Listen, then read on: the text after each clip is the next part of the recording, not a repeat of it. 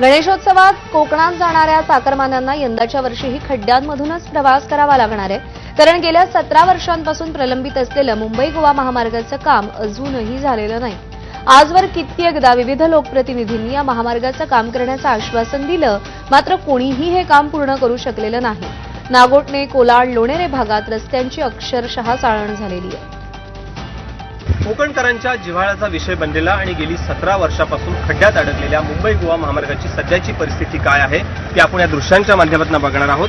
सध्या मुंबई गोवा महामार्गावरचं नागोठणे जवळचं हे दृश्य आहे। आपण बघितलात तर गेल्या 17 वर्षाचा एकीकडचा कोकणकरांचा वनवास आणि त्याच 17 वर्षांमध्ये या मुंबई गोवा महामार्गाची झालेली चाळण आहे ती सातत्यानं या समस्या आहेत त्या भेडसावताना पाहायला मिळतात। सध्या आपण बघितलात तर मुंबई गोवा महामार्गावरचा रायगड विभाग जर बघितला तर त्याच्यामध्ये नागोठणे, कोलाड आणि लोणेरे या 3 विभागांमध्ये ही दुरावस्था आहे ती पाहायला मिळते। त्यामुळे या महामार्गाकडे सध्याच्या घडीला कोण लक्ष देणार आणि या खड्ड्यामधून आमची मुक्तता कधी होणार असा सवाल आता कोकणकर उपस्थित करतायत। गणेश मापरेलकर, एबीपी माझा, रायगड।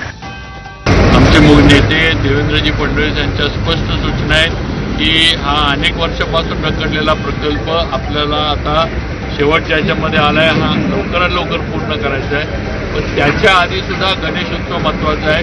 कोकणातला सगळ्यात महत्त्वाचा सण हा गणेशोत्सव असतो, त्यामुळे त्यासाठी त्याच्या नियोजनासाठी आजचा दौरा आपण ठेवला।